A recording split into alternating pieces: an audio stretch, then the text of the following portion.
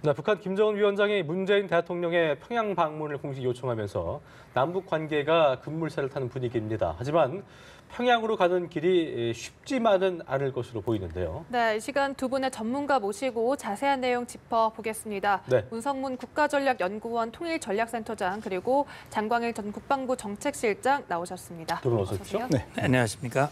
자, 지난 주말이었습니다. 김여정 제1부부장을 통해서 김정은 위원장이 문재인 대통령에게 대한 평양 초청 의사를 구두로 이제 밝힌 것으로 확인됐는데 일단 이것 때문에 세 번째 나아가서는 세 번째 정상회담에 대한 어떤 성사 여부에 대한 관심이 높아지고 있는데요. 하지만 문 대통령이 이제 조건을 이제 여건 조성을 얘기하면서 네. 그걸 밝혔기 때문에 이게 잘 이루어질 것인가가 이제 관건이라고 할 수 있겠습니다. 일단 우선적으로 그 과정에 있어서 첫 번째 순서로 대북 특사 파견이 이루어질 거라는 예상이 나오고 있는데 어떤 인물이 될 것이고 어떤 그 과정이 필요한지 좀 먼저 짚어주실까요? 네, 대북 특사 계속 거론이 되고 있지요. 예. 왜 그러냐면 김정은이 자신의 친여 동생인 김여정을 특사 자격을 부여해서 내려보냈고 네. 또 구두 메시지와 함께 친서까지 전달했단 말이죠. 그렇다면 형식적으로 보면 우리도 그 특사에 대한 이 답방 특사가 이제 예. 필요한 셈인데 대통령께서는 이제 여건을 만들어서 성사를 시켜보자 그런 답변을 했기 때문에 여건을 조성하는 과정에서의 한 절차가 대북 특사일 가능성이 있습니다.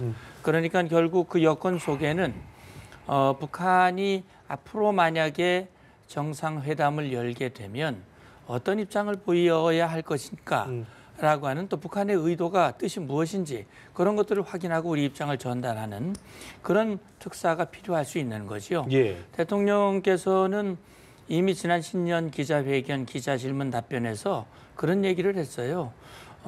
정상회담은 열려 있다. 그러나 대화를 위한 대화가 되어서는 안 되고 여건도 만들어줘야 되고 또 결과적으로 긍정적인 성과가 있어야 한다. 그렇죠. 이미 분명히 정상회담에 대한 입장을 밝혔습니다. 그렇다면 이제 특사의 역할은 그런 역할이 되겠지요. 다시 한번 그 입장을 확인하고 북측에게 과연 정상회담을 했을 때 긍정적인 성과를 보여줄 준비가 돼 있는가라고 하는 것을 확인할 수 있어야 하는데 긍정적 성과라고 하는 것은 우리 시청자 여러분들께서도 다 짐작하실 겁니다. 핵 문제에 대한 북한의 성의 있는 태도, 진전된 태도, 국제사회 요구를 수용하느냐 안 하느냐 이런 얘기입니다. 그렇다면 대북 특사로 거론되는 분들이 여러 분 있더라고요. 다시 말하면 지금 현재 이제 정부나 또는 정당이나 이런 실제 역할을 하는 분들도 있고 또 밖에서 전문가로서 하는 분들이 있는데 우선 지금 거론되는 분은 김여정이 말하자면 김정은의 어떤 분신과 같은 그런 역할을 하는 인물이기 때문에 거기에 상응해서 우리도 그런 인물을 따진다면 어떤 사람일까? 그러면 김여정도 비서실장 같은 역할을 했기 때문에 서기실장 아마도 여기서도 비서실장을 보내는 방안도 아마 임종석 실장 하나의 대안이 될 수 있을 거고 예. 대북 전문가가 또 필요할 거예요. 그렇게 되면 그동안 정상회담 때마다 역할을 했던 서훈 국정원장이라든지 또는 조명균 통일부 장관이라든지 이런 분들도 아마 후보군 중에 들어갈 수 있을 겁니다. 어쨌든 정부는 지금 대북 특사의 역할을 가장 잘 담당하고 또 역시 문재인 대통령의 뜻을 가장 정확하게 또 대통령의 어떤 뜻을 실을 수 있는 무게감이 있는 아마 그런 분을 선정하지 않을까 생각을 합니다. 네, 이게 여론 조성도 잘 돼야 될 테고요. 또 국회에서의 어떤 여야 간의 밸런스도 맞아야 될 테고 그런 면에서 어떤 명단을 무조건 문재인 대통령의 측근만 한다는 것도 비판이 나올 수 있기 때문에 상당히 신중을 고려해야 되는 부분인 것 하거든요. 어떻게 보고 계세요, 실장님께서? 제가 볼 때 지금 우리 문 박사님 몇 분 거명하지 않았습니까? 다 적절한 분이라고 보는데 예. 이제 제가 말씀드리고 싶은 것은 어떤 의미에서 좀 정상화된 대화. 예. 과거에 어떤 예를 들어서 이제 국정원장이라는 직책은 대북 정보를 수집하고 이것을 보고하고 어떤 의미에서 이제 예를 들어서 간첩을 잡아야 되고 예. 그런 입장 아닙니까? 이제 그런 직책을 가진 사람이 대북 어떤 특사의 전면에 나서서 활동하고 하는 그런 과거 전례도 사실은 많았습니다. 예. 근데 그것이 어떤 의미에서 과연 그것이 정상적이냐 하는 점에서 저는 과거부터 조금은 문제를 가졌었거든요. 그래서 이번 만약에 특사를 보내야 된다면은 이 통일 문제 전문가 내지는 남북 관계, 그다음에 대미 관계까지 비교적 잘하는 우리 정부 내의 강요, 이를테면은 뭐 특정인을 금명해서 좀 그렇습니다만은 이 통일부 장관 같은 직책이 제가 볼 때는 가장 이 정상적인 어떤 그 우리 이 뭐라고 할까요, 대통령의 의중도 잘 알고 또 과거 남북 관계의 실무를 맡았었고 예. 또 뭐 6.15 이런 회담 등등에서도 본인이 직접 관리를 했었고 했기 때문에 저는 통일부 장관 같은 사람이 직접 또 이번 회담 이전에 사실은 고위급 대표 어떤 우리의 정부를 입장을 여태까지 그 단초를 만들었던 사람이고 하기 때문에 대통령의 뜻이라든지 현재 돌아가고 있는 현재의 전반적인 정세에 대한 것들을 비교적 소상하게 알고 또 앞으로 나아갈 이런 문제점도 잘 알기 때문에 그런 방향이 오히려 적합하지 않은가 그런 생각을 했습니다. 네, 대북 특사로 유력한 인물들을 몇 명 거론을 해주셨는데 예. 또 일각에서는 이 대미 특사가 더 시급하다는 의견도 나오고 있거든요. 그렇습니다. 사실 성과 있는 남북 정상회담 위해서는 이 한미 간 정말 탄탄한 공조가 바탕이 되어야 한다는 소리가 있지 않습니까? 어떻게 보십니까? 예, 맞습니다. 이제 대미 특사의 필요성에 대해서도 저는 공감을 합니다. 왜 그러냐면 남북 관계 진전이라고 하는 것은 별도로 이루어질 수 있는 것이 아니거든요. 이번에 우리 국민들께서도 보셨겠지만 우리가 남북 관계 개선을 위해서 대화도 하고 교류도 하고 하지만 사실 북한의 핵미사일 개발로 국제사회가 대북 제재의 이 수위를 높이고 있는 상황이고 모든 것이 제재에 또 걸린단 말이죠. 그러니까 이번에 우리 마식령 스키장에 가는 우리 인원들을 태우고 가는 전세기도 미국 대북 제재에 걸리고 또 역시 북한 만경봉호가 내려오는데도 우리 오이사 조치에 또 걸리고 예. 또 북한 인사가 내려오는데도 또 제재의 대상이 되고 결국은 이 모든 문제들이 북한의 핵 문제와 다 걸려 있습니다. 그러니까 지금 북한 핵 문제와 관련된 미국의 입장이 확고하고 그런 상황 속에서 지금 우리 정상회담을 성사시키고 또 남북 관계를 발전시킨다고 하는 것이 핵 문제라고 하는 장애물 때문에 다 걸린단 말이에요. 네. 특히 미국이 우려하는 건 그겁니다. 미국은 남북 대화에 찬성하고 또 남북 관계 개선을 지지하고 지원하는 입장이지만 그것이 북핵 문제 해결에 오히려 걸림돌이 된다면 그건 안 된다라고 하는 것이 미국의 분명한 입장이기 때문에 예.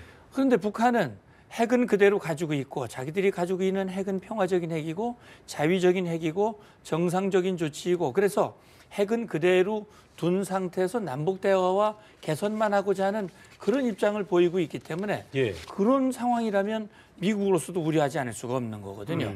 그렇다면 우리가 미국과 조율을 하고 확고한 공조와 신뢰를 갖추는 것이 필요하고 그런 차원에서 특사가 필요할 수 있다. 왜냐하면 한미 간에는 뭐 사실 남북 관계하고는 좀 다르죠. 왜냐하면 동맹이고 또 주한 미국 대사관이 있고 또 수시로 우리 정의용 안보실장이 맥메스터 미 백악관 보좌관과 수시 통화를 하고 소통을 하고 있기 때문에 네. 굳이 뭐 특사가 갈 필요가 있겠느냐 이렇게 할 수도 있지만 이 정상회담이라고 하는 큰 이 과제를 앞두고 여기에 대한 우리의 확고한 입장, 미국과 입장이 다르지 않다. 여기에 대해서 우리는 어떤 입장을 가지고 있고 이것을 대통령의 분명한 의지를 담아서 특사를 파견하는 것. 이것은 오히려 정상회담을 성사시키는 과정에서 대북 특사보다 앞서 할 필요도 있다라는 그런 생각도 듭니다. 그렇군요. 실장님께서도 한 말씀 해주시죠. 네, 좀 말씀 잘 해주셨는데요. 제가 볼 때 조금 숨고르기를 좀 했으면 좋겠다. 숨고르기를 네, 좀 했으면 좋겠다는 생각이 듭니다. 짧은 시간에 이제 남북 관계가 너무 급진전하다 보니까 그렇죠. 여러 가지 생길 수 있는 부작용이라든지 또는 뭐 이런 것들을 우리가 좀 더 차분하게 생각하는 그런 지금 단계가 되었다.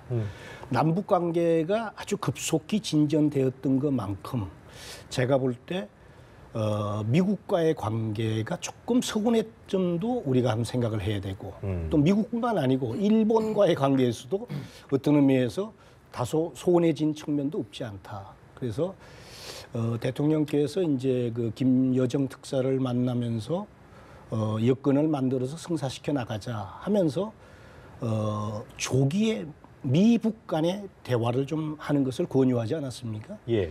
제가 볼 때 이제 미북 간의 대화 이전에 한미 간에 좀 더 긴밀한 공조와 이런 것이 오히려 필요한 시점이다라고 그렇죠. 하는 거죠. 또 방금도 말씀하셨지만은 사실은 북한 핵 문제의 기본적인 성격이 우리한테 직접적인 위협도 되지만은 북한은 직접 미국을 겨냥하여 핵을 만들었고 미사일을 지금 만들고 그것이 지금 백악관을 포함해서 미국 전역에 도달할 수 있다라고 얘기했고 심지어 일본에게도 주일 미군 기지를 포함하여 일본도 타격할 수 있는 부대를 만들었고 무기를 만들었다고 그랬단 말입니다. 그러니까 이것이 사실은 우리의 문제이기도 하지만은 미국과 일본 등 이 국제 사회에 직접적인 위협이 되는 그런 문제이기 때문에 제가 볼 때 다소 뭐라고 그럴까 소원했거나 이 간격이 벌어진 이 틈을 아까 말씀드렸던 숨고르기를 하면서 예. 남북 대화의 특사를 먼저 보내기 이전에 대미 특사를 먼저 해야 대미 된다. 특사 내지는 일본과의 튼튼한 공조를 먼저 만들고 그 공조에서 남북 관계를 다시 하는 것이 더 좋지 않겠는가 네. 이런 생각을 갖게 되는 거죠. 실제적으로 그 대북 특사가 이제 뭐 급진전되고 있기 때문에 숨고르기가 필요하다고 장 실장님께서 짚어주셨는데 대북 특사의 어떤 파견 시기에 대해서도 이제 올림픽 끝나고 나서 패럴림픽이 끝나기 전에 요때 하여튼 빠르게 이루어져야 된다는 얘기를 하면서 뭐 그렇게 해야 6.15라든가 8.15 때 어떤 세 번째 정상회담이 이루어질 수 있지 않겠냐는 예상도 있더라고요. 그래서 결과적으로 지금 그 좀 차분히 간다 치면은 대미 특사 또 생각을 한다면 대북 특사 파견은 좀 더 그 뒤로 미뤄져야 되는데 시기적으로 어떻게 좀 보시는지 좀 듣고 싶습니다. 예, 그러니까 이제 지금 정부 입장에서는 북한이 이렇게 대화도 적극적으로 하고 있고 교류에 대한 입장도 상당히 아주 적극적인 그런 모습을 보일 때 이 기회를 잡아서 예. 뭔가 우리가 원하는 그런 이 방향으로 이끌어 보자라는 아마 그런 생각을 가질 수도 있는데 나는 우리 학자님께서 말씀하신 그 말씀에 전적으로 동의를 해요. 제가 지금 기억하기로는 지난 1월 9일 남북 고위급 회담을 할 때 조명균 우리 측 수석 대표가 그런 얘기를 했습니다. 조급해하지 않겠다. 서두르지 않겠다. 이런 얘기를 했는데 그 얘기를 듣고 굉장히 안심을 했습니다. 왜 그러냐면 제가 그동안 북한을 쭉 봐오고 북한과 대화도 많이 해봤지만 역시 우리가 조급해하고 성과를 내려고 하면 할수록 북한은 그걸 이용해서 자기의 뜻을 관철하는 그런 모습을 보여왔습니다. 그러니까 우리가 서두르면 서두를수록 우리가 얻는 목표를 얻지 못할 가능성이 더 많아진다는 얘기죠. 그렇군요. 결국은 지금 말씀하시는 대북 특사든 남북 정상회담이든 대통령께서 말씀하셨듯이 여건을 조성해 나가야 되는데 여건이라고 하는 여건을 조성하는데 그 열쇠를 쥐는 사람은 누구냐? 김정은입니다. 김정은이 국제사회가 원하는 미국이 바라고 우리 대한민국이 원하는 핵 문제와 관련된 진전된 입장, 결단을 보이느냐 보이지 않느냐에 달려있는 것인데 그런 변화가 아무것도 없는데 우리가 막 서둘러서 특사도 보내고 뭐 하려고 그러면 그것이 결과적으로 북한의 입장을 더 옹호해주고 강화해주고 상대적으로 한미과 국제사회에서는 오히려 공조의 균열이 생길 수 있는 그런 부분이 있을 수 있습니다. 그래서 일각에서는 한미연합연습이 또 있게 되면 결국 북한이 도발하게 되고 그러면 이제까지 쌓아놓은 것이 다 무너지지 않겠느냐. 그러면 북한이 그동안 보여준 게 다 가짜고 거짓이었다. 거짓말이었다는 걸 스스로 입증해 주는 것이기 때문에 예. 한미연합연습이 계획되어 있는 건 김정은도 너무나 잘 알고 있습니다. 그걸 계기로 도발한다면 그런 북한과 어떻게 남북관계 개선이 그렇습니다. 되고 어떻게 비핵화가 되겠느냐. 그런 차원에서 지금 학장님 말씀하신 대로 우리가 우리의 주도로 하려면 너무 날짜를 정해놓고 뭐 6.15다, 8.15다, 그때 정상회담을 성사시켜야 된다. 이런 생각보다는 북한의 변화를 면밀히 보면서 우리가 주도하는 시간표에 따라서 그렇죠. 해나가는 것이 오히려 낫다는 생각이 교섭력은 듭니다. 우리에게 있어야 된다. 예. 그리고 문재인 대통령이 했던 여건을 조성하자는 거에 대해서는 결과적으로 김정은 위원장의 어떤 그 핵에 대한 네. 성의 있는 태도 이것이 없다면 우리가 굳이 서두를 필요는 없는 것이다. 예, 결국 미국도 그런 얘기를 했지 않습니까? 이제 과거에는 북한이 비핵화 입장을 분명히 천명해야 그때 대화가 시작될 수 있다. 그런데 그렇죠. 조금 융통성이 있어요. 그렇지 않더라도 대화에서 앞으로 무엇을 논의할 것인가를 얘기할 수 있는 그런 대화는 언제라도 할 수 있다. 문턱을 좀 낮췄는데 역시 그럼에도 불구하고 본격적인 협상은 비핵화를 전제로 해야 된다라고 하고 있기 그렇죠. 때문에 우리 입장은 북미 대화가 돼야 남북 정상회담도 된다고 그러는데 북미 대화가 대화를 위한 대화로 끝나는 상태라면 남북 정상회담을 본격적으로 추진하기는 상당히 부담스러울 수밖에 없다는 얘기죠. 네. 알겠습니다. 이 와중에 또 펜스 미 부통령은 일단은 북한과 대화할 의사가 있다라고 밝혔습니다. 예. 그런데 이 비핵화가 전제되어야 하지만 대화를 할 용의가 있다라고 밝혔거든요. 사실 북한의 입장에서는 이 비핵화를 선뜻 받아들이기는 어려울 수가 있을 것 같아요. 그래서 일각에서는 이 미국과 북한 모두가 한 발짝씩 양보를 해야 된다 이런 얘기가 나오고 있는데요. 만약에 미국에서 만약 한 발짝 양보를 한다면 어떤 것을 들 수가 있을까요? 우선 이제 펜스 부통령이 미국으로 돌아가서 대화의 창은 열려 있다. 이런 말을 하면서 북한과도 필요한 경우에는 뭐 대화할 수도 있다 이런 뉘앙스를 풍기는 얘기는 했지만은 네. 역시 그것은 제가 볼 때 지금 급진전 대화 진행되고 있는 이 남북 대화의 이런 그런 의미는 아닌 것이다. 측면에서 뭐 우리가 미국이 방해된다든지 네. 그런 인상을 풍기지 않는 정도의 미국의 입장이지 아직은 미국의 입장에서는 대단히 북한에 대한 그 입장은 아주 확고하다. 강경한 네. 모습이죠. 그러니까 예. 뭐 엊그저께 이제 그 미국의 정보기관 장들이 모여가지고 그런 얘기를 하지 않았습니까? 대화의 창은 열려 있다. 그러나 그 대화의 창이라는 것이 길지가 않다. 오히려 네. 결정의 시간이 지금 다가오고 있다. 이런 그렇습니다. 얘기를 했습니다. 또 대화를 하더라도 그 대화라는 것이 탐색적인 대화 내지는 어떤 의미에서 이제 이 뭔가를 알아보는 그런 어떤 그 예비적 대화에 불과하다. 그러니까 본 게임을 하기 전에 북한의 입장이 뭐냐 하는 것을 갖다가 우선 알아본다는 그 정도의 탐색적 대화지 본격적인 어떤 비핵화에 대한 그런 대화는 아니라는 거거든요. 그래서 만약에 그런 탐색적 예비적 대화를 거쳐서 북한의 입장이 여전히 네. 비핵화에 관해서 기존 입장을 변하지 않는다고 하면 그 대화 자체는 제가 볼 때 더 이상 진전하기가 어려울 겁니다. 그렇기 때문에 이런 그 남북 대화 또는 미북 대화를 진행시켜 나가는 그 과정에서 예. 북한의 입장 변화가 선행되지 않은 상태에서 어떤 새로운 돌파구가 마련되기는 대단히 어렵다 하는 측면입니다. 장 실장님 말씀대로 결과적으로 북한이 비핵화의 어떤 의지를 보이지 않는다면, 그러니까 일단 만나서 얘기합시다는 안 된다고 보시는 거죠? 물론 이제 다른 대화들은 있을 수 있어요. 정상회담이 아닌 이를테면 지난 1월 9일 1차 남북 고위급 회담이 있었고 예. 거기에서 크게 세 가지 합의를 했거든요. 예. 하나는 평창 동계 올림픽과 관련된 또 하나는 군사적 긴장 완화와 관련된 그렇죠. 문제가 있고 이제 남북 관계 개선과 관련된 문제가 있습니다. 이번에 김정은이 김여정의 방남 결과를 보고받은 자리에서 예. 남북 관계 발전을 승화시켜 나가기 위해서 실무적인 대책들을 마련해라라고 얘기했는데 결국 그 내용 속에는 지금 제가 말씀드린 이런 사안들에 대한 구체적인 방안들, 접촉과 교류를 확대하기 위해 이런 방안들, 북한이 할 수 있는 일들을 해라라고 했어요. 그러니까 정상회담으로 가기 전에 이런 분야별 대화들이 이어질 수는 있을 겁니다. 비핵화가 전제가 안 되더라도 그건 있을 수 있으나 예. 정말 북한이 원하는 대로 우리 대통령을 초청해서 평양에서 3차 정상회담이 성사되려면 사실 여건이 마련돼야 되고 그 여건의 핵심은 북한 비핵화가 핵심이다. 그런데 거기에 대한 김정은의 의지가 바뀌지 않는다면 정상회담은 그만큼 뒤로 미뤄질 수밖에 없고 아예 성사가 안 될 수도 있다라고 하는 부분을 김정은은 분명히 유념해야 된다라는 말씀을 드리고 싶은 거지요. 예, 알겠습니다. 네. 자, 내일이 설날이자 이제 김정일 위원장의 어떤 생일인 이른바 광명성절인데요. 북한이 지난해 또 광명성절을 나흘 앞두고 중장거리 탄도미사일이었던 그 북극성 2형을 쏘아 올린 바 있는데 뭐 올해는 이제 일단 화해 문제가 지속되고 있기 때문에 그런 것들은 우려를 좀 미뤄둬도 괜찮은 상황이겠죠. 어떻게 좀 보시는지 끝으로 한 말씀 드리겠습니다. 뭐 전혀 배제는 안 된다.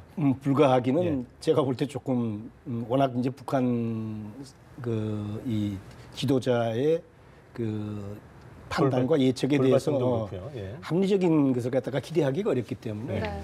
그렇지만은 이제 현재까지의 전반적인 북한의 이 평창 올림픽에 대한 접근과 그 이후를 놓고 볼 때 지금 뭐 도발할 수 있는 시기는 아니죠. 특히 이제 올림픽이 진행되고 있고 북한 올림픽 스스로도 지금 평창에 참가한 이런 상황이기 때문에 여기서 아마 제가 볼 때 도발할 예. 확률은 막 거의 없다고 해도 그건 관이 아닐 겁니다. 그래서 과거보다는 달리 북한 김정일의 아마 내일이 광명설 그러니까 41년생이니까 77세 그렇죠. 77주년 예. 이제 되는 날인데 그런 차원에서 뭐 우리 국민이나 국제 사회에서도 어느 때보다는 좀 편안하게 지낼 수 있다 예. 이런 말씀입니다. 알겠습니다. 네, 알겠습니다. 이렇게 문성묵 국가전략연구원 통일전략센터장 그리고 장광일 전 국방부 정책실장과 함께 자세한 얘기 나눠봤습니다. 두 오늘 분 말씀 고맙습니다. 감사합니다. 감사합니다.